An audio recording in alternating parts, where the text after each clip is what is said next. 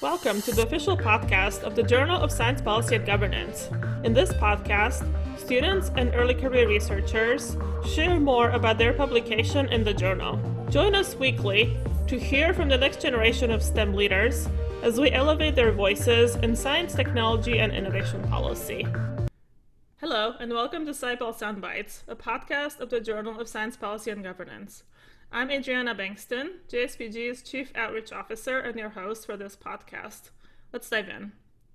JSPG recently published a special topics issue on the impacts of emerging technologies on inequality and sustainability in collaboration with the United Nations Major Group for Children and Youth.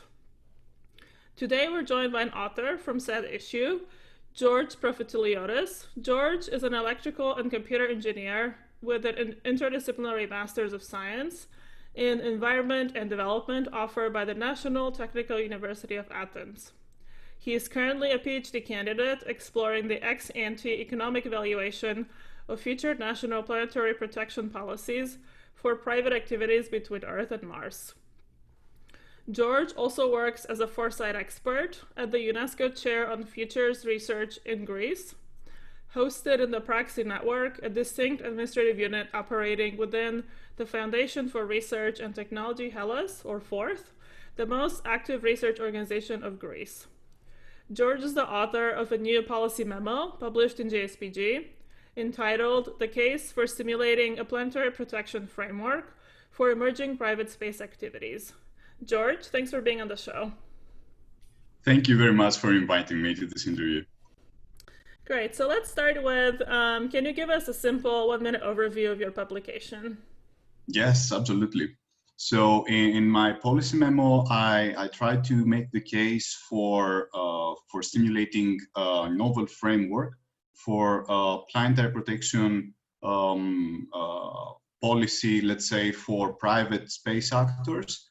And this was mainly, I was motivated to do this because of this policy gap that currently exists, especially with respect to the private companies that are now entering the space industry, especially in the fields of research, exploration, and human access to space. And that's how I decided that this would be the right time right now to try to describe how a completely new framework could possibly be created in order to engage these actors for the first time. That's really interesting. Learning a lot from you about this topic. Can you tell us more about what was your motivation for doing this kind of work?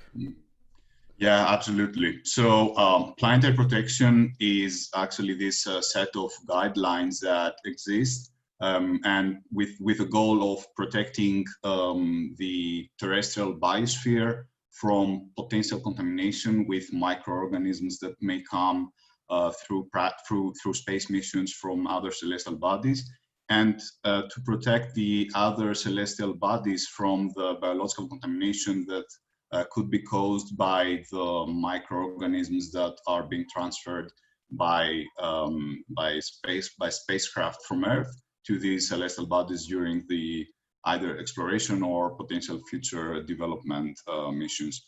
So this field of knowledge is very interdisciplinary, and it has been active for a while, and many researchers are trying to figure out ways to cover all the knowledge gaps that exist. And the thing is that all these rise of private space actors that we are experiencing these past years, with many private companies actually setting their goals to other celestial bodies, not only the moon but also Mars, which is a particular target especially for planetary protection, because there is a strong interest in protecting Mars and in protecting Earth from potential microorganisms that may exist on Mars. And this, because of these missions that we can see that are currently are in the process of being implemented, I decided that this would be the proper time to figure out how to cover a specific knowledge gap that existed up until now, which was how to be able to balance all the costs and benefits that may arise through private space missions, especially between Earth and Mars, that will be conducted in the near future by private companies. And this was not covered up until now because planetary protection policies and guidelines mainly flow from international law, especially the Outer Space Treaty. But this international law only applies to the nation states that that are a part of the signatories of the various treaties. And there is no way internationally, let's say, to somehow oblige private companies to follow all the rules that are flowing from international law. So there is a need to find a way to create a new framework to somehow cover this gap that exists, where only national or international but governmental space agencies are actually bound by international law up until now. So that was mainly the motivation, this knowledge gap that exists. Great, thanks for that insight. Yeah, that's really interesting to hear. And I think a lot of listeners might be interested in pursuing this kind of research. Many of them are students, early career researchers, or young professionals. So it would be helpful if you can give us a little bit of an idea of how you do this kind of work, what it takes to do that. Absolutely, yeah, and that would be great. It would be great to have more people becoming engaged with planetary protection, because there are many more knowledge gaps, and since all the interest in Mars right now, especially with respect to private actors, is being aligned with human spaceflight and with in situ space resources utilization, and there are even more knowledge gaps that are arising, because never before have we had this need to do the research that is needed in order to be able to say whether these current planetary protection policies and measures are applicable to these sort of missions. So there is a strong need of new entrants, both from the academic and the professional world, to this field. And personally, as you said before, I studied electrical and computer engineering. This was my original degree, and then I had multiple specializations during this degree. One of them was in energy and environment, and the other one was biomedical engineering. Afterwards, I studied towards my master's degree in environment and development, where I was mainly acquainted with all these issues of how to balance the environmental protection with sustainable development, and how to find this point where you can be efficient both in economic and social and environmental sense. And during my master's thesis, actually, where I was studying all the literature in life support systems that are recycling the waste of astronauts to produce new resources, I discovered this gap that existed back then. How can we promote human spaceflight while we also take into consideration planetary protection, because these life support systems tend to have losses where you have leakage, or you have the atmosphere of a space habitat leaking towards the environment outside, which has a lower atmospheric pressure, and this can contaminate the celestial body, for example Mars, where this habitat would be located. And this was something that I discovered during my master's thesis, and I decided that this is a very interesting environmental, let's say, problem that could potentially arise in the future, especially if we see multiple actors trying to actually build habitats on Mars and start creating cities and have a thriving economy there, as multiple private companies are now envisioning to do. So in parallel to my master's degree, I decided to follow also a professional development course in business administration, something like a mini MBA, in order to get an idea of how private companies actually work, to understand how to build a private company, and to get a better idea of what we would need to face when we discuss environmental protection while at the same time promoting economic, social and environmental development from a sustainable development point of view. And that's how I decided to pursue this further with my PhD. But as you see, there's a need for interdisciplinarity here. It's usually the background that you need for a more science-focused career in planetary protection would be microbiology or extreme environment microbiology or environmental biotechnology or something like that, more biologically oriented. But when you get into the policy aspects of this thing, of trying to balance all the benefits and the costs of the various stakeholders, especially the private companies and the society on Earth, then you have to bring in knowledge from multiple disciplines and combine it to be able to create something new. And that's what I'm doing in my PhD now. And the publication that the policy memo that I published in the special issue was mainly an output of the research that I'm doing currently. I'm trying to apply. I have already applied environmental economics and environmental policy tools in order to find a way to capture the benefit of actually implementing a national planetary protection policy that would bind private actors and have them follow the rules of the game. But because of the value that is being perceived by the society, because if there is no value for the society in protecting any of the planets, then it is very hard to convince a private actor to actually undertake all the costs that are needed for these pollution reduction, let's say, technologies for outer space. So I would say that there is a room for many people into this field and coming from multiple disciplines, but they will have to try and learn as much as possible from multiple disciplines as well to get an interdisciplinary understanding. Mm-hmm. Yeah, that makes sense. It sounds like a really interesting topic, and I think that's a really useful insight for early career researchers who are interested in this. Yeah. So let's talk a little bit more about your personal interest in this, and can you tell us what was the most exciting and the most challenging part of doing this work? Oh yeah, actually the most exciting and challenging part was the fact that there was no previous research and no past literature on this topic at all. This was at the same time challenging and interesting because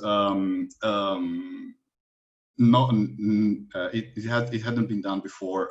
This sort of application of environmental economics to an environmental good or like a collection of environmental goods that are so global, let's say, in reach, especially like all the aspects of the environmental goods that I described from an environmental economics perspective that could potentially be perceived as goods that exist on Mars.